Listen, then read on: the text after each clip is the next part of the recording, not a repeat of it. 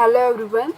The topic I have chosen for the project is diabetes prediction using a machine learning algorithm, which is XGBoost. So, objective of me designing this model was to predict the chances of a patient having diabetes or not. Thus, according to me, health is of very great importance in today's era, and technology can help a way far better in medical fields as well. So as you can see here, this is a data set. Only 10 top entries of a data set are given. The columns here are the characteristics which are helping us in predicting whether the patient has diabetes or not. So these characteristics includes pregnancies, glucose, blood pressure, skin thickness, insulin, BMI, diabetes, pedigree, function, age and outcome. So this dataset is originally from National Institute of Diabetes and Digestive and Kidney Diseases. So it would help us getting the desired output we want. It has 9 columns as we can see here. We can okay. First of all, we are going to import the libraries. We are importing pandas. We are importing NumPy, Matplotlib, Seaborn, and warnings.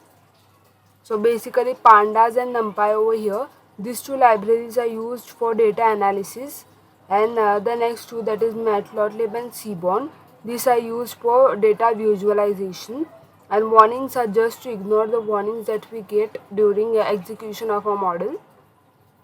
And matplotlib.inline, this is to show the visualizations in the notebook itself, right? So here as we can see, we have read the CSV file diabetes.csv. I have already downloaded this CSV file, and now I am accessing it using pandas library function method, that is with CSV, and data.head of 10, which will give me the top 10 entries of this CSV file. So as we can see here, the pregnancy is value is 6, glucose value is 148, blood pressure is 72, and else values are also given, and the outcome here is 1. Now here outcome can be either 1 or 0. So 0 means absence of diabetes and 1 means presence of diabetes. As the objective of our model is to predict whether the patient has diabetes or not. So these are the diagnostic measurements included in a data set, and this is the outcome whether the patient has diabetes or not. So getting further in our model, we can get the data shape of our data frame, that how much columns and rows we have. So according to the outcome we have 768 rows and 9 columns, and then we can describe it. Describing is just we can check the count, mean, standard deviation, minimum value, maximum value, etc. of all the columns. Then data.info, we can get whether any column we are concerned has null values or not. If yes, then how much null values it have, what data type it is using, etc, etc. So this all we can access using info method. Then next is column method, data.columns. As I have said earlier and we have seen earlier, there are 9 columns in our data frame: pregnancies, glucose, blood pressure, skin thickness, insulin, BMI, diabetes, pedigree, function, age, and the last one is the outcome. And these all are objects. The data type over here is object.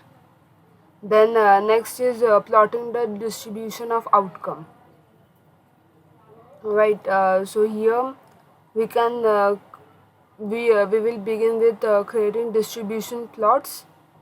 So we are using Seaborn over here to for data visualization. As I have said earlier. So on the x-axis it would print outcome, on the y-axis it would and it would use data as our data frame. Then from this graph, it is clear that patients with outcome 0 are more than with outcome 1, means the patients without diabetes are more than with diabetes. So this graph makes it clear to us. So now we are going to check the prediction variable distribution. For example, we are using here this plot. You can choose any of the plots you want, like box plot is also nice. Now first of all we are checking the distribution of glucose, as it plays a very important role, as we all know. So here we can check the glucose level.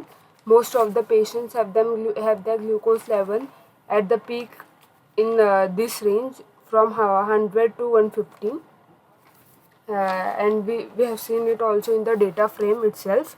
So next one is of pregnancies. The pregnancy column is uh, plotted to check its distribution. So it's at its peak from 0 to 1.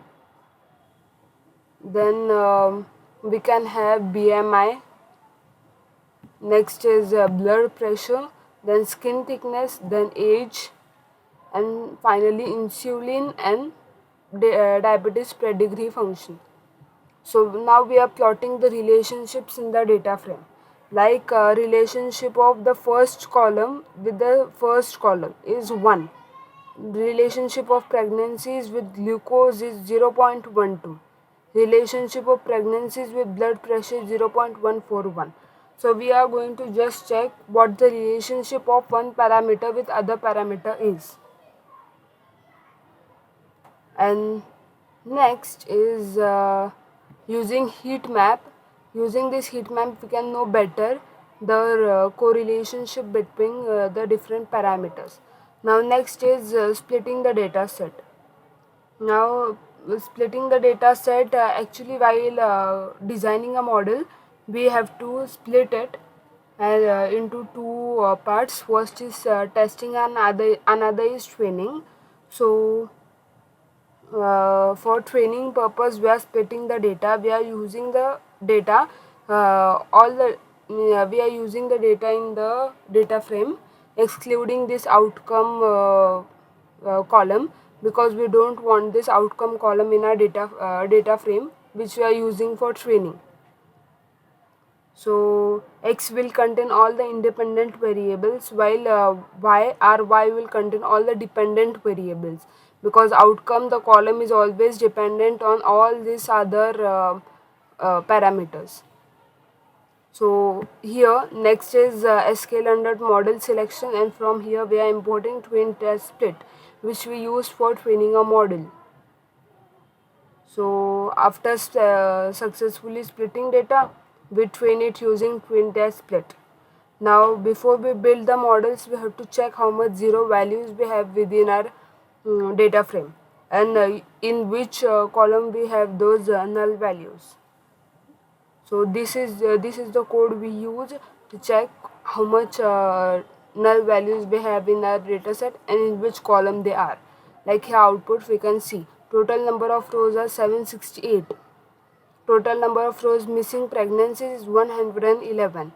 Missing glucose is 5. Missing blood pressure is 35. Like this.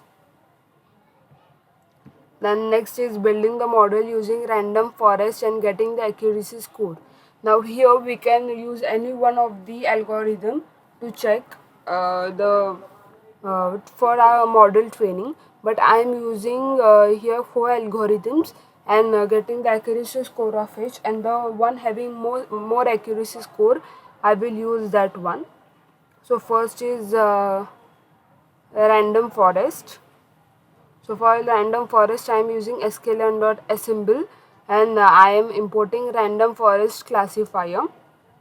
I am training our data set and then making predictions on the X test data frame, and after making predictions on it I am writing a code to get its accuracy score, and accuracy score as we can see 0.763. which means 76.3% of accuracy we have for random forest. Now next we can also use decision tree. So I am importing decision tree classifier from sklearn, and then I am training our model using decision tree classifier. Then I am making predictions. Then I am finally getting the accuracy score, which is 70.866, which is obviously smaller than the one we got using random forest. So next we are using XGBoost. So I am importing XGB classifier from XGBoost library.